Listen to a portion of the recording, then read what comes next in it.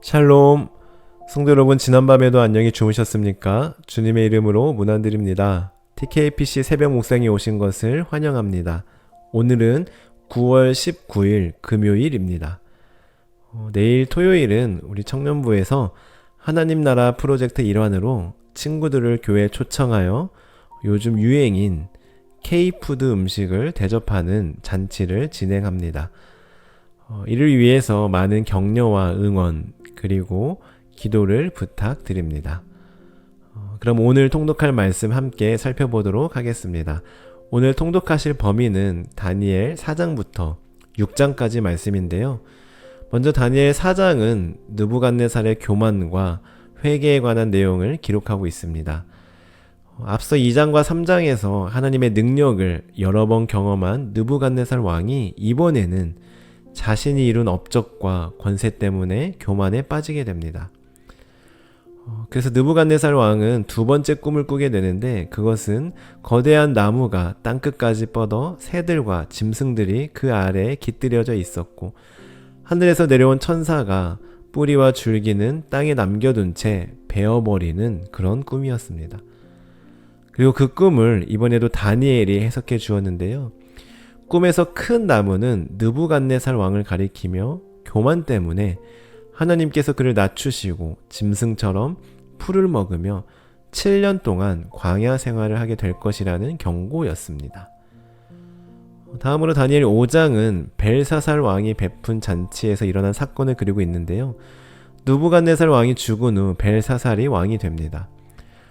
그러던 어느 날 벨사살은 귀족들과 큰 잔치를 벌이며 예루살렘 성전에서 빼앗아온 금, 은 그릇으로 술을 마시고 우상에게 제사하였는데요. 그때 갑자기 사람의 손가락이 나타나 벽에 글씨를 썼는데, 그것은 메네 메네 데겔 우바르신이라는 글자였습니다. 이것은 하나님의 심판이 담긴 메시지였습니다.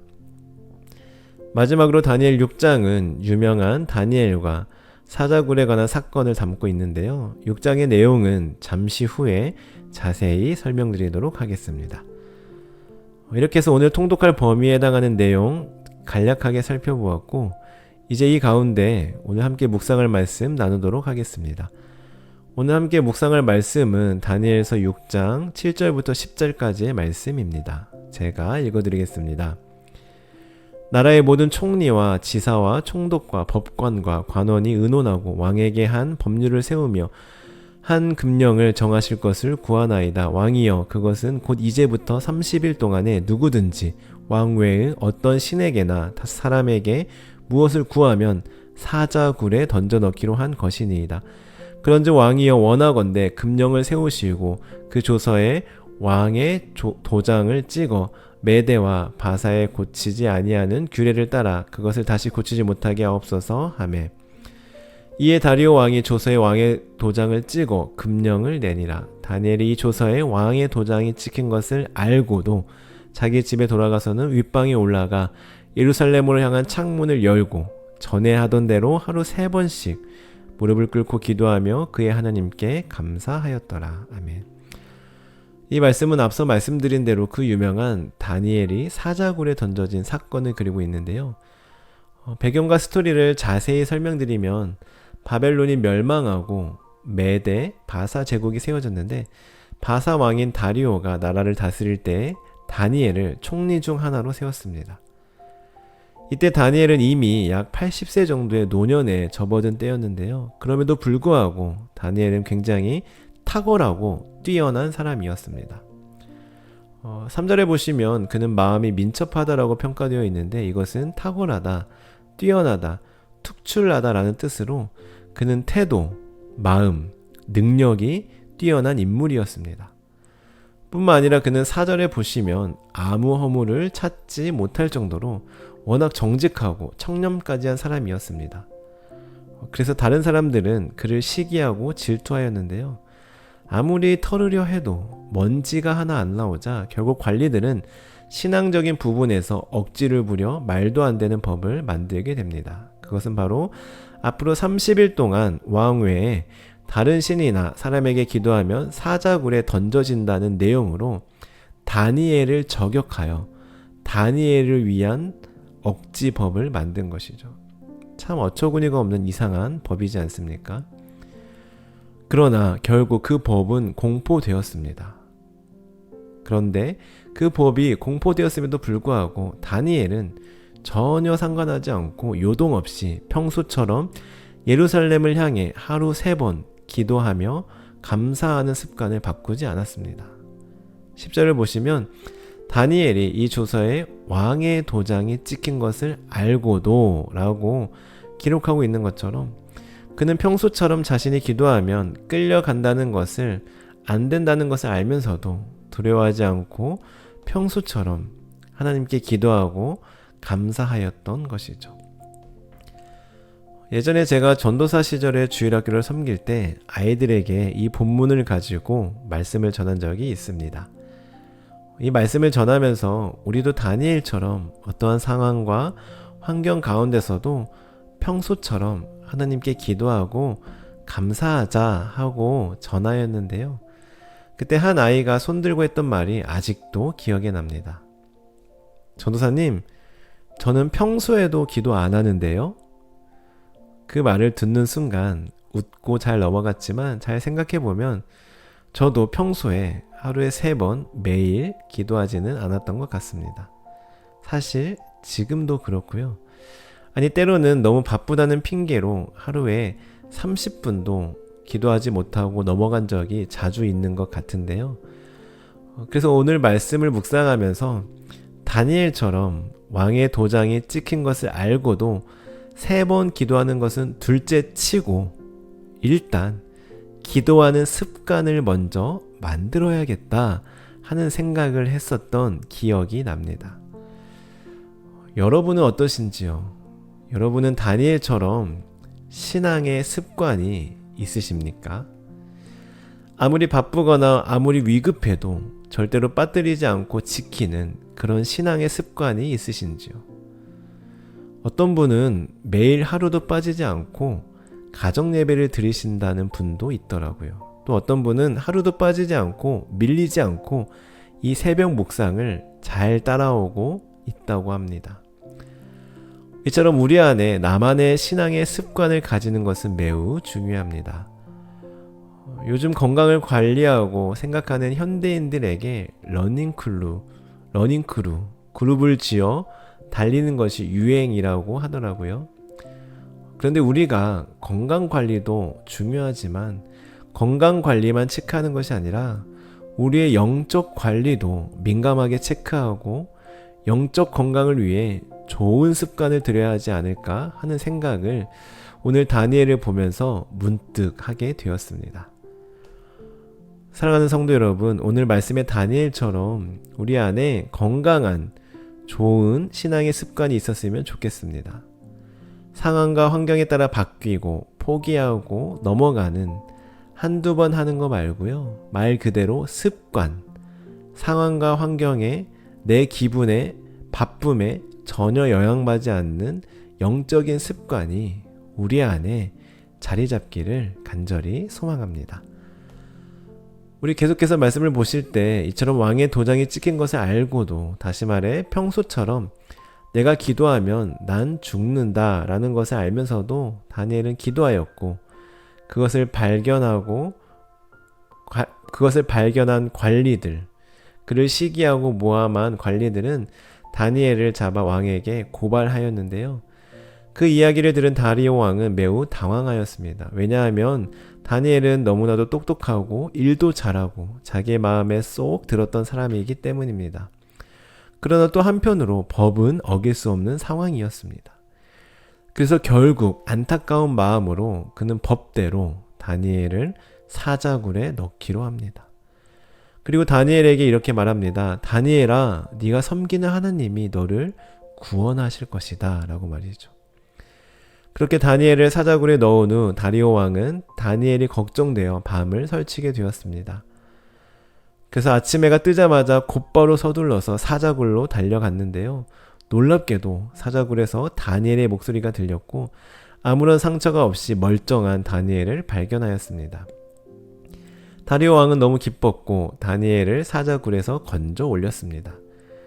이 일이 있고 난 후 다리오 왕은 백성들에게 새로운 명령을 내렸는데 그 명령은 바로 앞으로 모든 백성은 하나님을 경외해야 한다는 것이었습니다.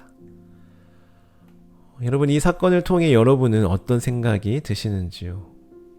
여러분, 우리가 어디를 가든지 누구를 만나든지 그리고 어떤 상황과 환경에 처하든지 하나님을 인정하면, 하나님을 시인하면, 하나님을 높이면 하나님께서도 우리를 지켜주시고 보호해주시고 높여주십니다. 중요한 것은 어떤 상황에서도 어디에서도 누구를 만나든지입니다.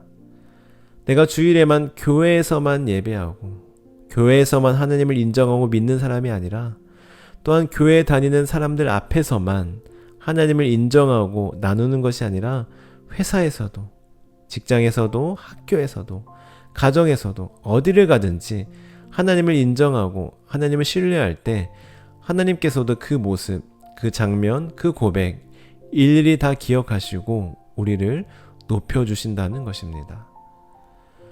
잠언 3장 6절은 이렇게 말씀합니다. 너는 범사의 그를 인정하라. 그리하면 내 길을 지도하시리라. 또한 잠언 4장 8절도 이렇게 말씀합니다. 그를 높이라. 그리하면 그가 너를 높이 들리라. 만일 그를 품으면 그가 너를 영화롭게 하리라. 아멘. 요즘 제가 묵상하면서 그래서 지금 지난 청년부 수련회 때 우리 청년들과 함께 나눈 말씀이 있는데요. 그것은 바로 하나님, 제가 어떻게 할까요? 제가 무엇을 해야 할까요? 어떤 선택을 해야 할까요? 하고 어떠한 결정과 앞으로의 계획에 대해 여쭙고 기도하는 것도 물론 너무나 중요하지만 훌륭하지만 그러나 그 전에 먼저 하나님, 제가 하나님을 믿습니다. 하나님을 신뢰합니다. 제 인생을 하나님께서 책임져 주시고 가장 선한 길로 인도해 주실 것을 믿습니다.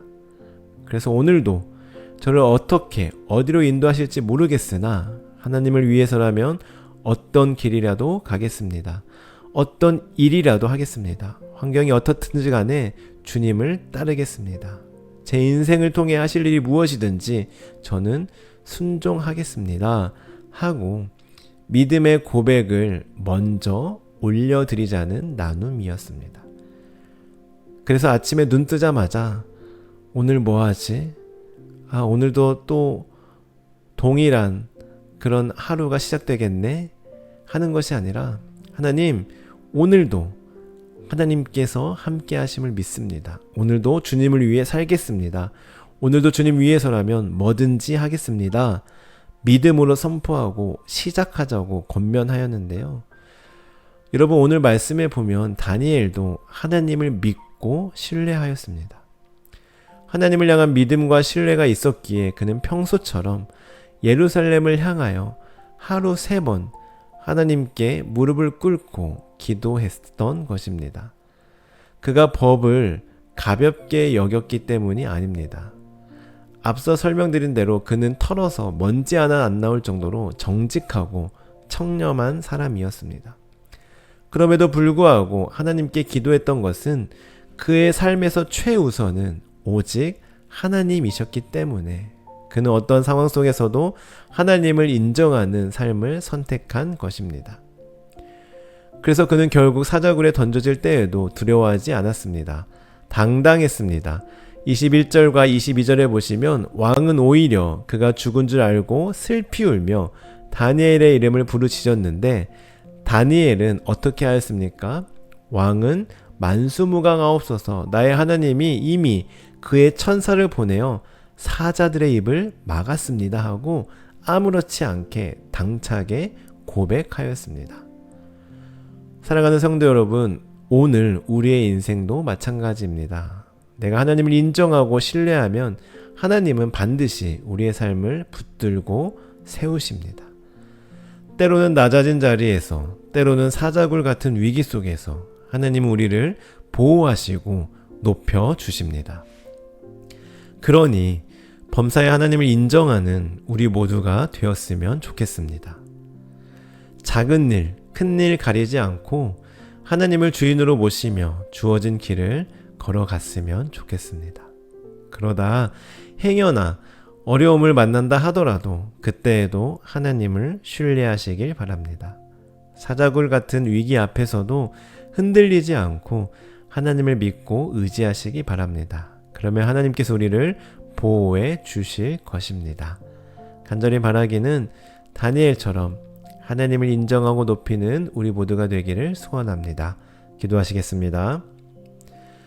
하나님 감사합니다. 오늘 다니엘을 보면서 우리에게는 어떤 신앙의 습관이 있는지 돌아보게 하시니 감사합니다. 우리 안에도 건강한 좋은 신앙의 습관이 세워져서 우리의 영이 건강하게 되기를 원합니다. 또한 저희들 하나님을 인정하고 높이는 다니엘과 같은 사람이 되게 하옵소서. 감사드리며 예수님의 이름으로 기도드립니다. 아멘.